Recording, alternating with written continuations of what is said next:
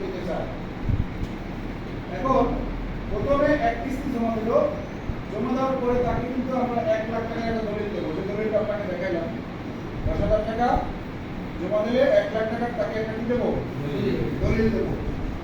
এই কিস্তি এই পলিসিটা করতে হলে যে এই বিমাটা করবে তার ছবি লাগবে 1 copy, 2 copy, voter ID card লাগবে, নমিনির ছবি লাগবে 1 কপি, ভোটার আইডি কার্ড লাগবে, নমিনি দুজনের মিলে মোবাইল নাম্বার লাগবে, তার টোটাল পারিবারিক তথ্যগুলি ফর্মে পূরণ করে টাকা সহ জমা দিলে সাথে সাথে এখানে রিসিপ্ট কাটবে, রিসিপ্ট কাটলে গ্রাহক মেসেজ পাবে, মানি রিসিপ্ট পাবে, দেন 1-2 মাসের মধ্যে সে একটা দলিল পেয়ে যাবে।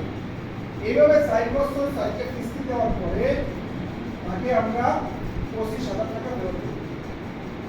তাহলে জমা করলো 40,000, ফেরত দিল কত, 25,000, থাকে কত, 15,000। এই অবস্থা যদি কোনো গ্রাহক মারা যায়,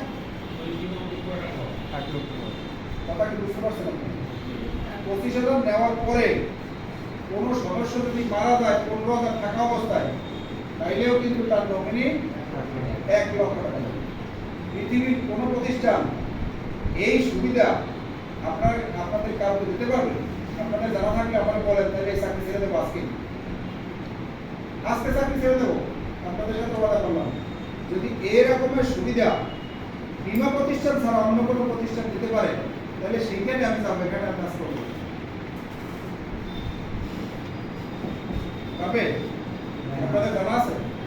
যদি না পারে তাহলে আপনারা আমাকে কথা দেন, এখানে কাজ করতে সদস্য হবেন। মানে কাজ করা বলতে আপনি সদস্য হলে তারা 500 সদস্য দেবেন, এটাও তো কাজ, তাই না? সবাই যে চাকরি করতে হবে এমন কোনো কথা নয়।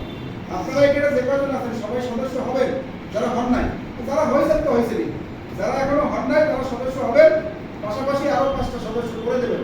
কারণ আপনি চান না আপনার পাশের মানুষ ভালো থাকুক, আপনার আত্মীয়-স্বজন আছে, বন্ধু-বান্ধব আছে বলে আপনারা বললে একটু সহজ হবে। তাহলে আমি কি কাজটা করতেছি, 4 বছর পরে তাকে আমি 25,000 টাকা দেবো এবং তার ভাগে হলো 15,000। এই অবস্থায় যদি কোনো সদস্য মারা যায়, তারপরেও আমি তাকে 1 লাখ টাকা দেবো। তাহলে এটা কি ভালো না খারাপ? তাহলে আপনারা সবাই সদস্য রাজি আছেন? ইনশাআল্লাহ। এরপরে আসেন পঞ্চম কিস্তিতে আবার সে সুস্থ অবস্থা থাকলে আমরা 10,000 দেব। ষষ্ঠ কিস্তিতে আবার 10,000 দেব।